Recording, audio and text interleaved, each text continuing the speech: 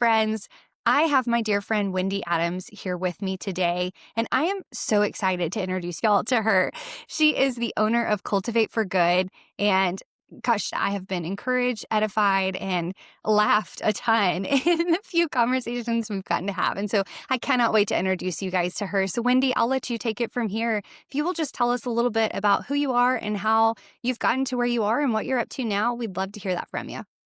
Well, Whitney, I hope the audience is ready for about 3 hours because that's what we're. No, I'm just joking. But really, the laughter, you're correct. If what we're doing does not bring about joy, then stop doing it. And right, I didn't say happiness, right? Joy. But anyway, what's brought us here today? Well, today you asked, and I think that that's a beautiful thing is when we can actually put those asks in place, which is kind of where my career started in this last season anyway. And that is in the area of nonprofit work, right? And we talk about having the ask and doing the ask and making the ask, which is really an invitation to have people into your story, right? And to hear their story. So I've always been a storyteller. That's really what it comes down to. Whether it was at, 6 years old, 9 years old, my mother would say, gosh, there's always a story. My teachers, hey, Miss Adams, it is great to have your daughter in our class. If we could just get her to maybe curb some of that conversation, no matter where we have her in the room. So storytelling has always been a part of who I am. And so that's the space that I say that everything kind of flows out of is being able to use the skills, talents, and abilities that God has blessed me with to help others tell their story. And yes, for me to be able to share mine in a really authentic way. And so that is the space that I have been in. I have lived in the corporate space. I've lived in that nonprofit space. Today, I sit in the space of a strategic coach, right? What does that mean? Well, it's allowing people to really pull forth their God-given talents for what God has called them to do and making sure they're the healthiest, that they're the most aligned with the missions that they are walking out, no matter what the tax status of their business and how they are leading. Leadership is influence. Whether there's leader in your title or not, strategic leadership coach, we are called to lead. And so that's the space that I'm in now. And that's all been birthed out of who God already wove me to be. And is day by day leaning into, all right, how do I do this best? And when I am not doing it my best, how do I own that? And where do we need to course correct? That is key and crucial to myself and walking into the room as a leader.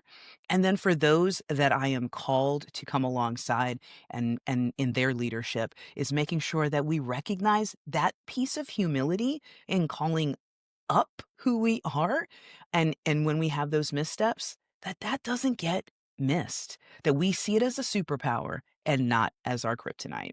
So that's the work that I am stepping into now, whether individually with leaders that I'm working with teams that I'm working with, frankly, with family members and friends. How do we step into every space at our best with our healthiest work in hand and then be ready to say, hey, how do I do this best together?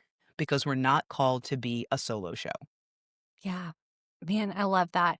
I've always said, I think one of the greatest markers of spiritual maturity is your ability to own it and apologize, right? Because And the two the most difficult things for us to say are, I'm sorry, I love you. Right? yes, Those things, like those two, we hold back in that space, and really, man, it is so freeing when I can't do this all by myself because I wasn't made to do it by myself. yeah.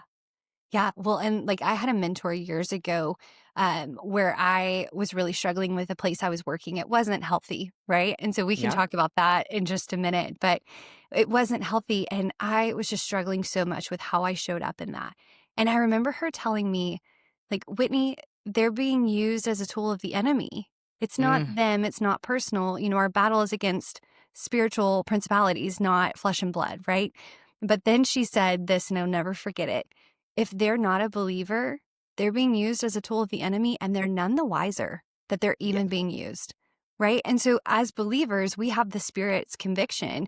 And so if we can go and own it and apologize and say, my bad, I shouldn't have handled it this way. Can you forgive me? Or can I apologize for that and try to do it differently moving forward? Like that tells a different story of who we are and who we serve. And guess who doesn't have the power? We just removed that power, right? Amen. Because Yeah. that's the hold that the enemy has in this space of, well, no, it's not me, it's you, right? And if we don't own it, then he's like, yeah, I got you. And now we're doing his work for him at that point in time, right? Yes. But and that isolation that comes in that space. Well, okay, well, I know it's me, but I can't speak into that because now it's going to show that I'm weak. No, it's actually given great strength to who's giving you the strength, and he knows that. Yeah, the whole vicious cycle. Oh my gosh. Yeah. Oh, that's so good. So, talking about healthy organizations, I think you and I both share a passion on creating healthy, thriving organizations because I don't know about you. For me, I have worked in some unhealthy ones. What? Um, yeah, yeah. And sadly, a lot of my career has been with Christian organizations, right? And so I've seen people walk away Mm, from the faith because of poor encounters inside and outside the church, right? It can yes. be a church, it can be a business, it can be people. We are broken humans that can sometimes create a little bit of a rift for other people if we're not careful. And so when we talk about healthy organizations, what does that look like? How do we show up as healthy leaders to create healthy organizations? Well, first of all, you got it right spot on. Healthy leadership, healthy leaders really set the tone for that organization and their health, right? Part of what we're talking about here is when we can show up our healthiest and our best, that is when we can then pour into others to be able to do the same. And so, what does that look like? Well, we touched on it. It's being able to own, right? Where are those gaps?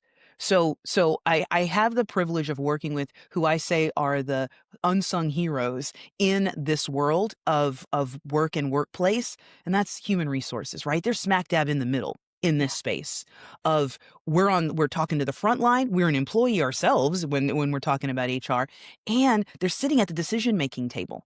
And so when there's this recognition of wow, when someone comes into the space and says, "Hey, I'd like to be a part of what type where's the health, the culture, where can we own that? Can we own where we are as an organization?" And so I've begged, please stop asking any candidate what is their strength and what is their weakness. It's not a weakness. It's an opportunity for us to grow. That is where we are our healthiest when we can recognize this is an opportunity for me to grow. Now, if as an individual I decide that I have now seen where I can grow and have chosen to say, nah, thanks for sharing. I'm going to stay right here. Now we're talking about a weakness. Now we're talking about that stumbling block. And I think when we get into that conversation of what does a healthy organization look like, it really starts there. And then it spreads out from there when we start talking about, okay, now we have a vision of the organization, the mission, those core values. Hopefully we have all of those three pieces, but are we aligned? The movement that we are doing as leaders and those we're pouring into, are they aligned with the mission, the core values? Are we going through that filter? Because if that's not happening, there is where we will fall off and we unhealthy takes hold. And boy, when that grips, it does some significant damage. The ripple effects of that, unfortunately, to your point, where we find ourselves entering in as team members and go, "What did I just say yes to?" So So true. So true. We had a term. I worked for the C12 group mm, a couple years ago at their headquarters, and there was a term that we used a lot that was called sloppy agape. Agape is like this unconditional love, love. right? But sometimes, especially in Christian organizations or as believers, we want to see the best in people. We want to call them up to that level, right?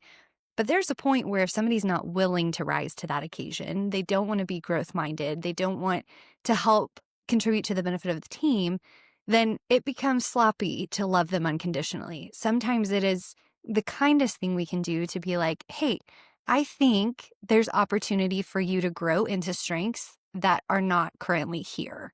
So let me help you figure out what that looks like and where can you utilize that.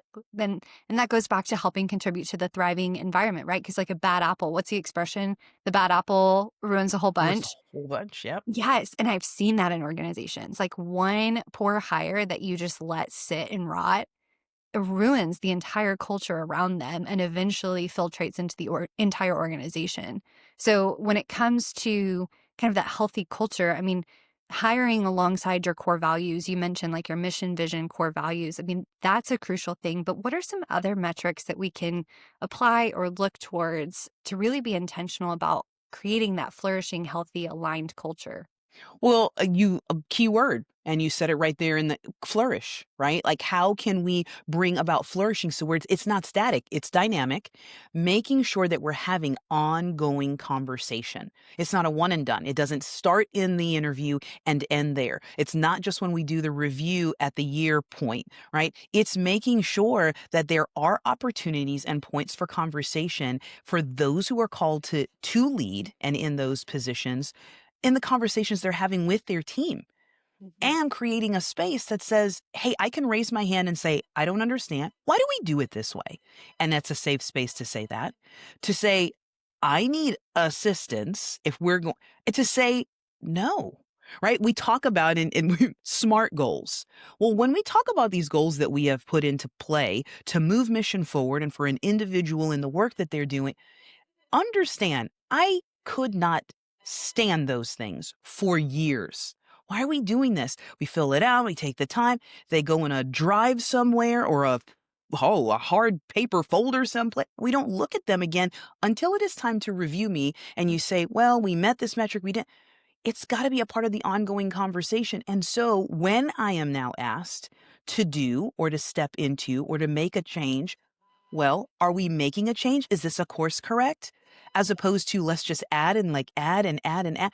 How do we use that tool? So I say we have these things that we call KPIs, right? And how we're going to track, but how are we actually utilizing them? Are we?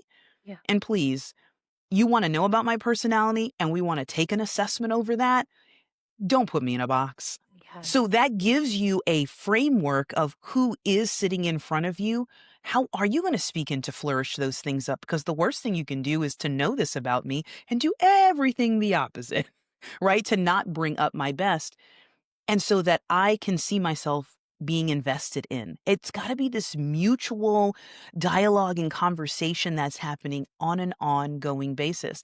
One of the things that I love to speak out and remind leaders of when you have a meeting with someone who is on your team, who reports to you, do you recognize that meeting belongs to them? That meeting doesn't actually belong to you. It's their agenda and they should set it. They should be in the driver's seat where you have your points of this is what we're going to reoccurring I want to bring to the table, but it's theirs to own. One thing that I say is make sure, and I learned this and I experienced it, that there's a place on that agenda. And this goes back to ongoing conversation that says, hey, is there something that we have possibly that's starting to build between us in a negative way? I'm going to give you an opportunity in this agenda to always know it's a safe place to bring it up. And this is a previous person that I reported to and mentor that said, we're going to call it bricks in the wall because walls between two people do not go up just like that. It is brick by brick. So if we can address it on the upfront, hey, that didn't sit well when we were in the meeting. It felt kind of off, especially based on our last conversation. Can we talk about that? Because if we don't have that space, it will not take long before we will have that wall between us. And now we're in a place where there is much damage that's being done. And you go back to that bad apple situation, and we've got ripples upon ripples. So I know that was a really long answer No. to what can we do? There, conversation, ongoing, safe spaces. These are things that we know that we love and appreciate in our world. It's no different to bring that into our workspace world. Actually, it's it's insane not to. We spend so much time together in and our missions are too important to just let it be accidental and not intentional. Yes. Yes. Oh my gosh. My brain is over here reeling. I'm like, yes to all of that. I mean, I think so much of it is building the trust, right? Like you were talking Mm, about the wall. I remember being at Global Leadership Summit several years ago and mm. somebody talking about a water balloon, right? And how a water balloon attached to the spigot fills up. But with each distrust, you take a little pin and you just put a little hole in that.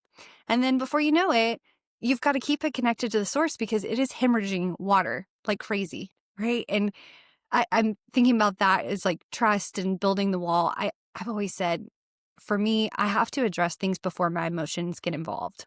Right. So if I can just really quickly be like, hey, can I just address like this is bugging me?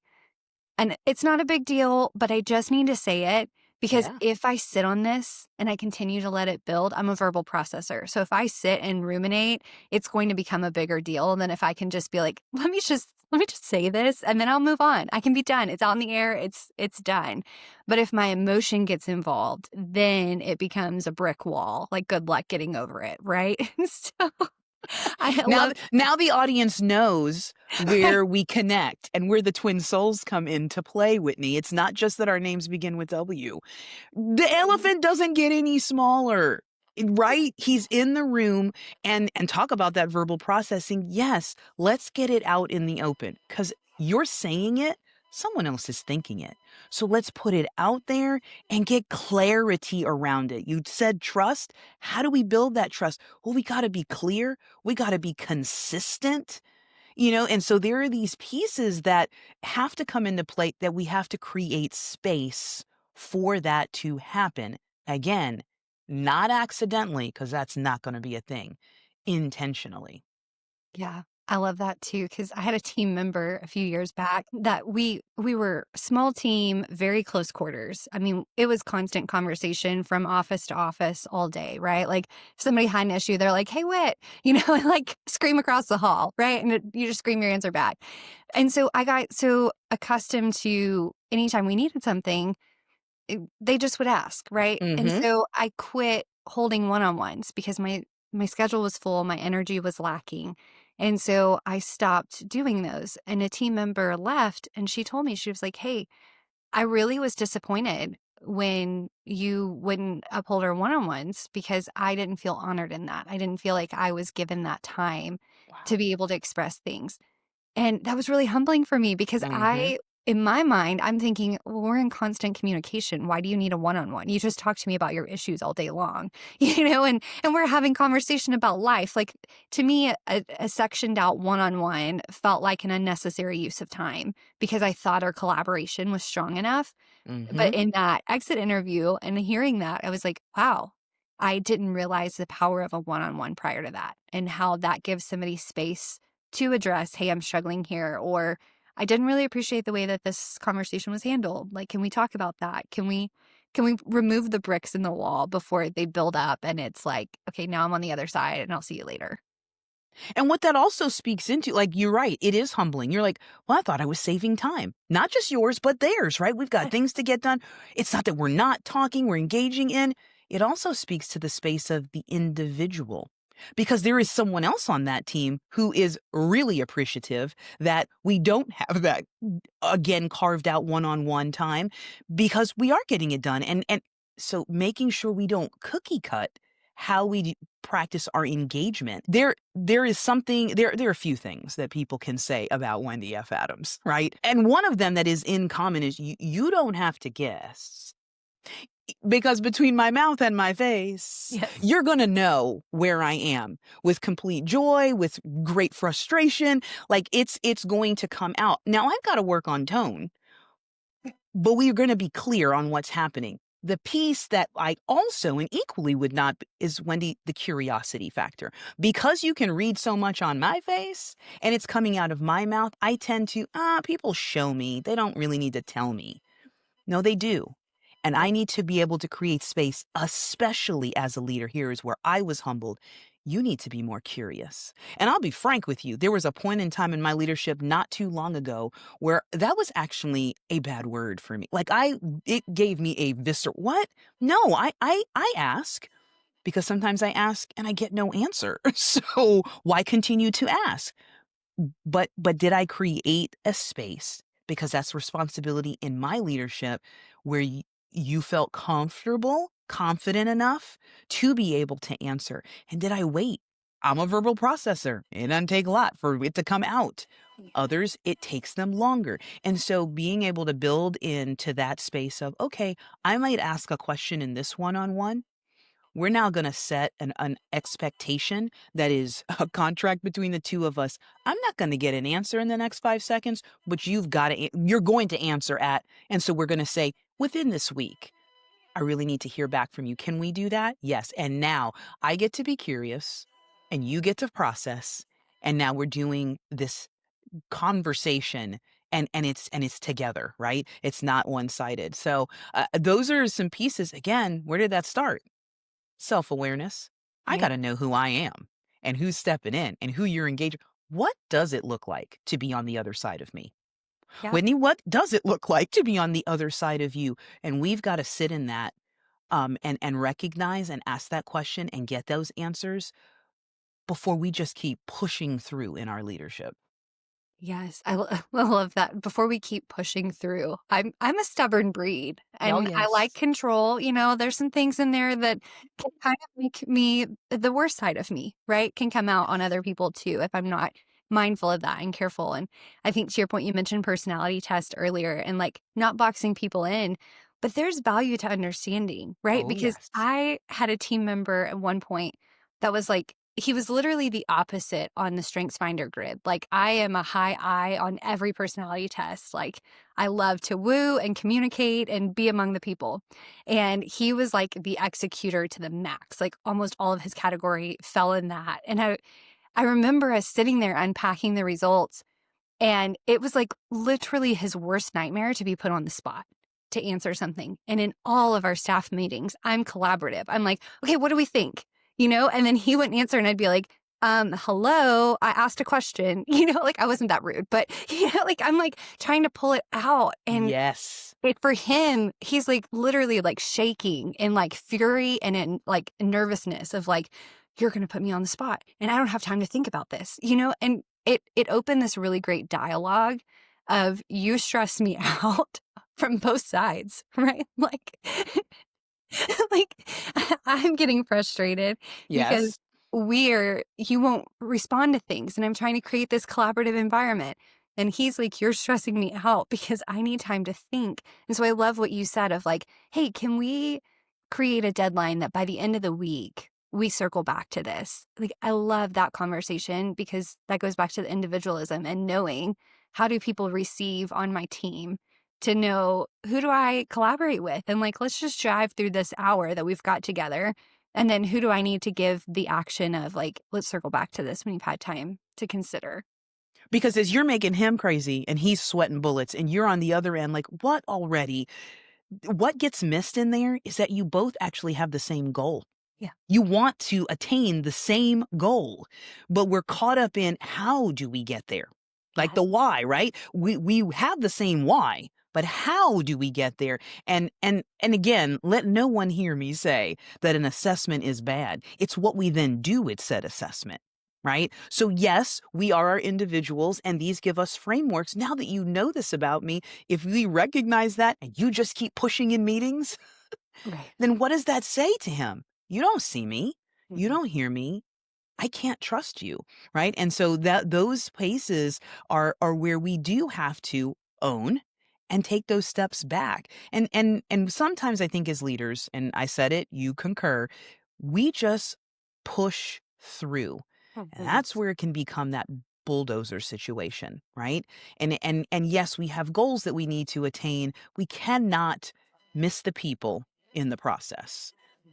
And that's the thing that really sits with me in all of the spaces that I have been asked to be in and had the honor and privilege. It always comes back to the people. Comes back to people. People internally, people externally that we're called to serve.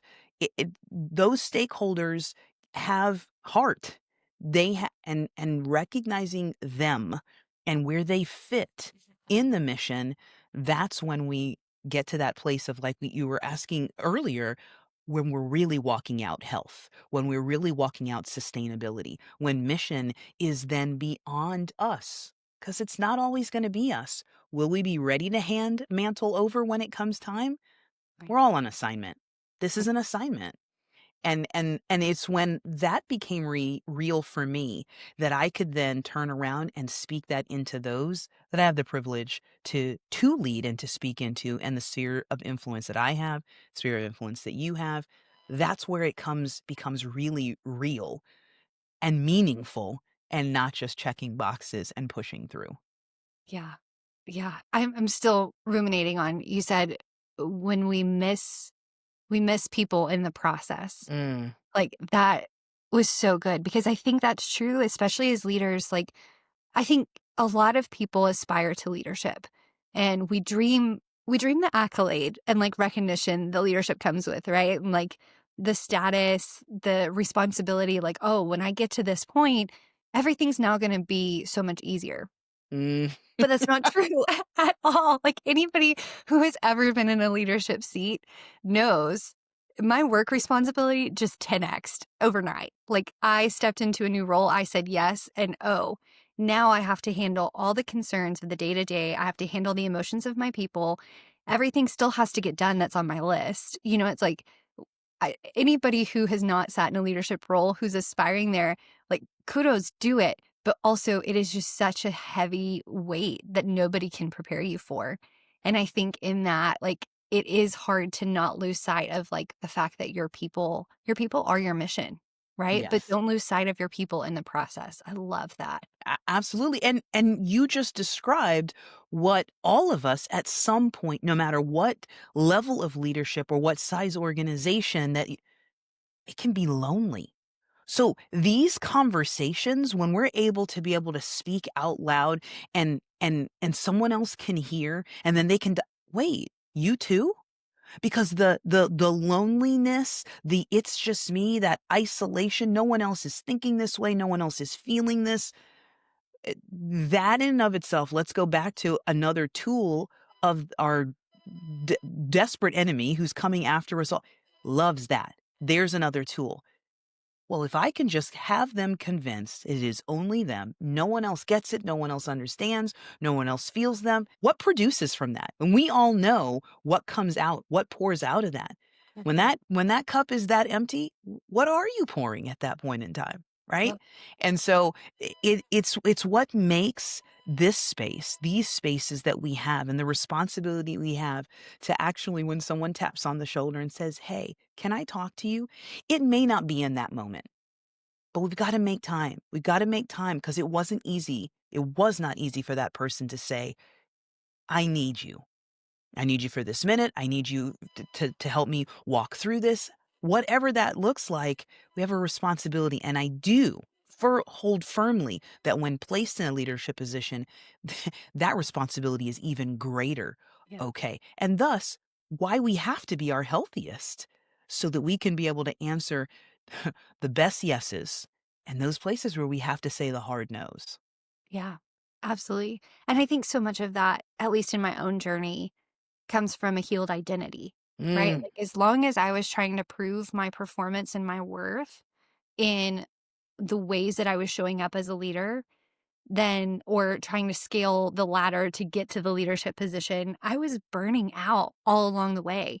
So 3 years into my leadership journey, I remember, like, I don't know if you've ever hit the point of burnout where you're like, "This is a train wreck." Like, it is literally like I'm saying things, I'm behaving in a way that, like, is just not true to who I am, but I can't stop it. And I was like, "How did I get here?" And it came from trying to prove my worth and my value for so many years, and my identity was performance. It yes. wasn't an identity in the fullness of Christ and a healed identity to be able to lead from that place and know that my cup is being filled by Him. It was complete burnout from trying to do it all of myself, to look a certain way, to perform a certain way, to be seen and upheld, and, like, whatever idea I had of what leadership was gonna look like, and that it's not sustainable. You're going to run yourself and or your organization into the ground. Well, both, right? Yeah. Right? Right. The mission is now thrown out. Mhm. We're not talking about being not on mission and the drift. That's the ultimate picture of that mission drift. And let's be clear, that is not something that only happens in the nonprofit sector Right. because the corporate businesses out there have a mission and we go away from it when we lose ourselves, we lose the organization. You said it so well. Where do I place my identity? And as believers, we know where that is. We know it here. We've got to keep it connected and how we walk things out. It does make me go back to a space because you've now stepped all over my toes. Thank you so much. Because this is how we get better. Yeah. When that took hold, I didn't like myself, Wit. Mhm. You said you don't like what like, I didn't like being with myself. God bless everyone else who had to be in my presence at that point in time because, well, I've gotta do this and not we're not thriving at that point. We're just striving. Striving, striving, striving to the point that I got to the end of a particular week, got to the top of my driveway, and legitimately thought I was having a heart attack. Mm. It was a panic attack. I had never experienced that because I was striving to, well, I've got to do this and I've got to do this. I mean, sleep wasn't happening. It was a train wreck, as you said. Yeah. And I had no idea how to make it stop. And the Mhm. Lord made it very clear, very clear. It's time for a change. And he used a couple different opportunities to show that was the final straw. We've got to do something different here. And all of those pieces along the way, as you mentioned, and now I'm speaking on him, we can't. It's our responsibility to then help someone else before they get to that space, right? To be able to say, "Hey, I see you." And to create an environment, to create culture when we are in a place of leadership to say, "Mm-mm, not here." We don't this is the title that you hold, this is the work that needs to be done, this is not who you are. You know what? That project was not successful, that doesn't mean you're not successful. And really keeping I struggle, but you're so right in that we learn as much from what not to do as to what to do. Yeah. And when we as believers can look and say, "But that's a Christian organization. We have weekly Bible studies together." And we're not walking that out, that struggle is so real. And we have to be willing to stand up and say, no more. This is not okay. We've got to do this differently. And that doesn't always make us popular. But again, that's not the goal. What he's called us for, he will equip. And boy, do I have to say that over and over and over again some days.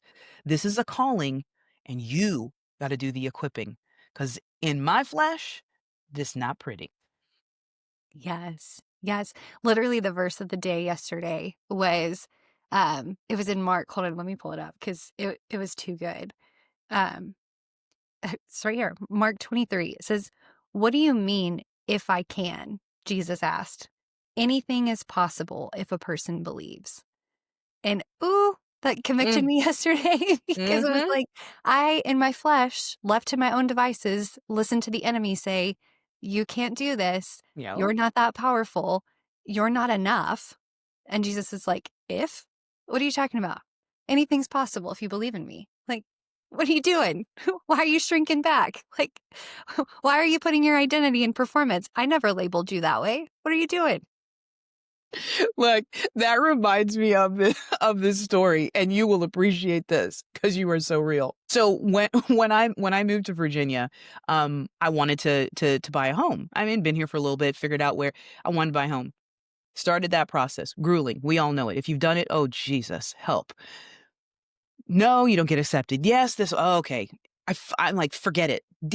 I just want two bathrooms. Like, is it really that hard to be able to have two bathrooms? People are going to come visit. Nobody wants to just always share. And I finally said, forget it. It's fine. They got a rough in. We'll figure it out. And Jesus woke me up legitimately at 2 o'clock because this is how he speaks to me. And he says, so I just want to make something clear. I just want to make sure we're on the same page. You can trust me for your eternity, but not for two bodies. I just want to make sure we're on the same page. Because that's how Jesus speaks to me, because that's how he has to, because he knows his daughter. And I was like, okay, fine. I mean, because it's like, duh, if 2 weeks later, I find my home. Well, no, he gives me my home, right? 2 bathrooms, don't have to build them out, everything's good. Really? Yeah. To that point, just ask. Yes. Believe, recognize this is what I've called you to, and I will provide. It may look, and goodness gracious, how many times packaged very differently than I would have, but the provision is always there. Yes. And it's amazing to see that in our but we can be that ridiculous, let me call that I can trust him with my full eternity, but I know I gotta get my hands on it and do something different to have 2 bathrooms in my house. First world problems. No, but it's so real. It is so real. Yeah. And learning to receive. That's the other thing that Mm. he's really convicted me of is like I can ask all day long, but if I'm blocking receiving what he wants to do because it's not looking how I want it to, it's like, well, receiving is just as much of a learned lesson as the asking in faith, you know? Oh, you just keep coming, Whitney. You're absolutely right. Like, what? This is, well, I mean, it is what okay. Yeah. Yeah. I didn't expect it to look that way. That's not what we talked about. And he's like, look, Jesus is forever saying, thanks for sharing.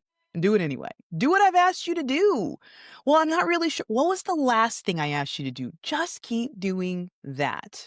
Right? Just keep doing that. What? And so to know that we have direct access to the creator of this universe who has it all held in his every bit, what you need, what I need, with the people we're called to serve, the people that are serving alongside us, he's not held to, oh, it's too much. So when we start to say and we are feeling this is way too, I know you're right, it is, but not for me. Yeah. And so those are the places when people say there's something different about, right? Because we're called to lead. Not everyone is of that same place of faith and have that relationship with Christ. We're called to lead several. But when they ask you, why does it look different? Now we have an opportunity to be able to share where our personal why comes from, right? Yeah. Most recently, I was blessed to be able to have an interview with our local paper, and they wanted to find out about more leaders in the community who are doing good work. And I was like, okay, this is fantastic. Usually it's clients that are, but I'll be happy to share.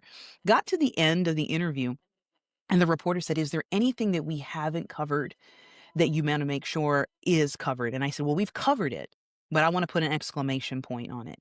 Mm. Nothing that we've talked about in this good space, nothing about what I enjoy and passionate and the moves that are being made happens without my Savior Jesus Christ. If that cannot go into the article, it's been a great talk. Good talk. But this doesn't go any further." And she's like, "I hear you and I understand." She did a phenomenal job. Great Wow. writer. Phenomenal job putting together the story. And it was center core. I have to be grounded in that. I have to be reminded day in, day out, nothing without him. Whether it's the biggest celebration and or I am down in the depths of hard valleys, he is there and never letting me go and never wanting it to be in my own strength. So when I am weak, he is definitely strong and beyond. So, yeah, Man. man. Amen. Gosh, so good. Okay. Well, thinking about I mean, there's so many other things that I wanna cover, like, you're really passionate about what and why, and so maybe we'll hold this question of, like, what did we not cover to the end, and then I'll bring that full circle to this one too, but I do wanna make sure we have enough time to talk about, like, what is a fear or limiting belief or obstacle that you have had to overcome, and what are some steps you're taking to work through that? You know, the standard answer is failure, right? And I say standard for me, like that's been what is my greatest is failure. Yeah. But we can define that so many different ways because I've worn that as my cloak and my coat and my identity. That if this initiative that I'm are part of, or this that I've been set over, if it is not successful, if it fails, then I'm a failure. not that that still isn't a space that digs and that comes into the to the surface, but I really think it comes more down to the place of, am I too much? Hmm. That's what has come to the surface when, for that question that you're asking is, and it has limited me. You know what, Wendy, you're a lot. Now, I have heard that, Wendy, you're a lot, my entire life. 50 years in, I have heard it more times. It has been said in the most positive way, and there have been those, girl, you are a lot. We need to dial that down. And so because I hear it constantly, positively or negatively, that has become the identity space. Am I a lot? And hey, I'm a lot. And I try to take too much on my own. Am I a lot? And man, that's too much. And someone's going to leave because of that a lot. There's going to be loss there. And so I think that for me, and it goes back to, I had to identify that. I had to be able to identify that as the thing, as this piece and this belief that was either way limiting who I'm called to be, what he's asking of me, who he made me to be. It's getting in the way. And so that's the first step in it, was being self-aware of that's what it was and not calling it something else. And then I had to share that now with your audience, but I had to initially share that with those trusted in my circle to say, "Hey, help me stay accountable in this space. Don't allow me to get down the place where I get too puffed up in that I'm a lot, and look how much I a lot took care of, and that the a lot, because I'm going to bring those spaces of, here's the elephant, here's what we've got to deal with, this is the hard, let's have this courageous conversation, and that a lot may put people on an outer circle and push for a time while they deal with that. Or we know reason, season, lifetime. There have been some season and reason relationships that have come to a space of, that chapter is ended and over, and I have had to sit in that. It's not because I'm too much or a lot. It's that's what was needed, and now here is the next step in the next chapter. So that's, and let me just say, it's not been too long that I've been able to verbalize all of that as, you know what? That's limited me. And it can still today if I'm not intentional to, I see it. I see it. Because the enemy wants me to just, okay, you've recognized that you told a couple people, you're fine now. Mm-mm. There's an intentionality of continuing to work on, to work through, to be called up in that space. I love that. Mine's the opposite. Mine's not enough, right? I had somebody ask me probably about a week ago. He said, "Do you feel like you're trying to prove value or worth?" Whoa. Yeah. He's like, "When you're trying to go after clients, are you trying to prove that you're worthy of their business? Or are you proving the value of what they'll gain working with you?" And I mean, for forever, I don't know what this really roots back to. Maybe this is where I need to go with this struggle, but like inadequacy for whatever reason has always been, and Moses, bro, I Mhm. get you, you know, but it is this like not enough. And I was journaling about this last week of just, I don't have to be enough because greater is he than he who is in the world, right? And Mhm. so as long Absolutely. as that's my anchor of my identity, I have all I need. He's sufficient, right? But I hear you on the like the value versus the worth, right? Like what I'm bringing to the table in your case of value is I am going to rock the boat in really great ways to help you thrive and become a healthier version. But at times, the Mm. enemy is going to tell me, "Oh, you're too much. You really need to simmer down a little bit," you know? And it's like, Yes. "Oh, man, that's so." Wendy, please fix your face. We need you to I have the same problem. you you bring up Moses, right? And I'm gonna tell you, Peter is my buddy. Oh gosh. I get you. I get you, dude. Like, yep, all day long. What are Yeah. you saying? I would never. Uh-huh. I have said for years, if there are two people in the Bible that I most not aspire to, but most am like resemble, right? It is Peter and Jonah. It is, I am either going to act in complete oh, that's not my plan. I'm going to run the opposite direction and see how far I can go. Or I'm going to get real zealous and I might chop somebody's ear off in the process. There's two speeds of Whitney, and Yeah. neither one of those is very calm and level headed at the initial reaction. It's I'm either gonna run or I'm gonna chop somebody's ear off. Yet both of those, right, all of these people that we're talking about, God chose to highlight, chose to use. So Yeah, when we get into that space and place of what a human may say is not enough or too much or can we fix the this is can you imagine the book of Whitney of when he's writing that story.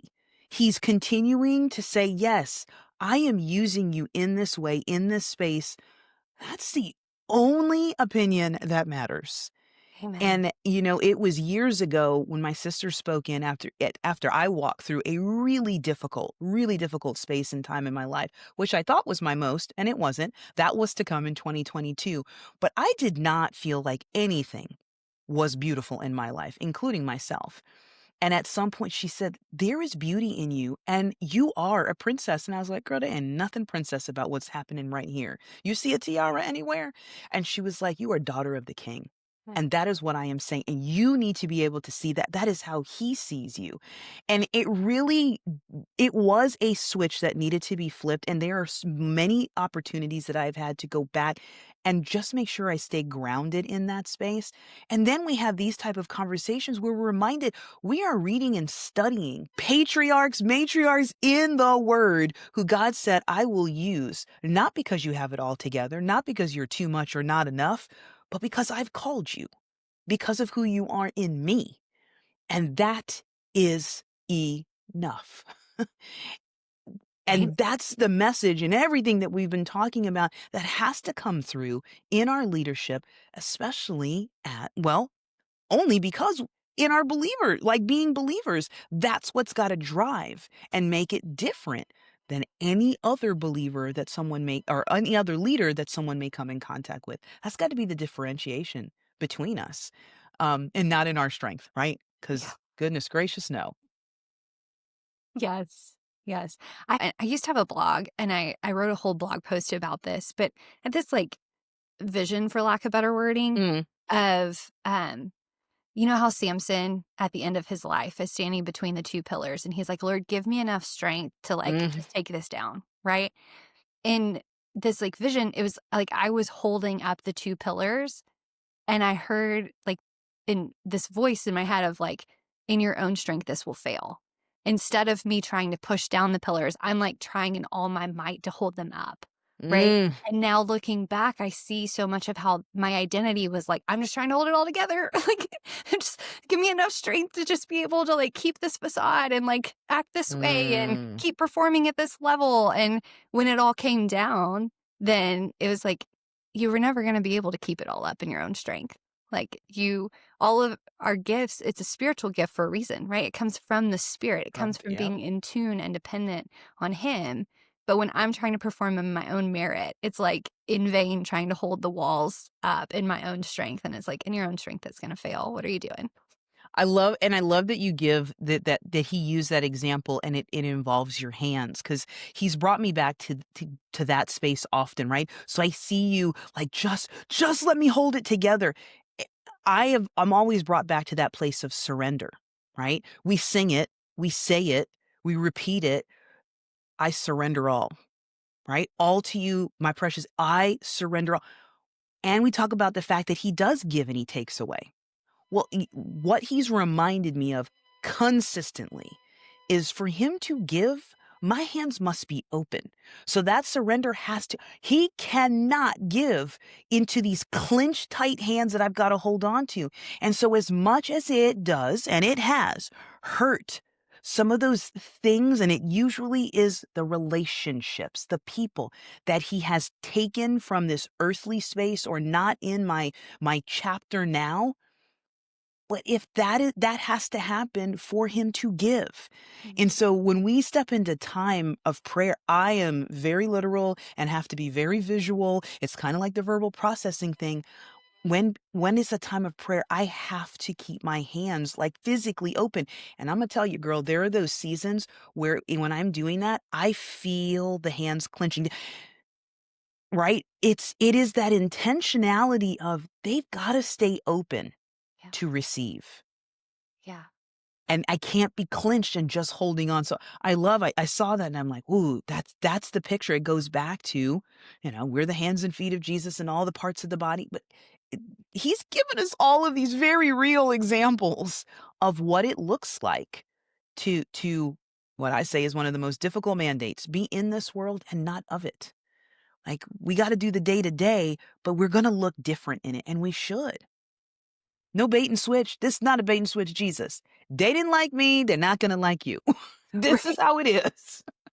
And in this world, you will have trouble, but take Mm. heart, you know?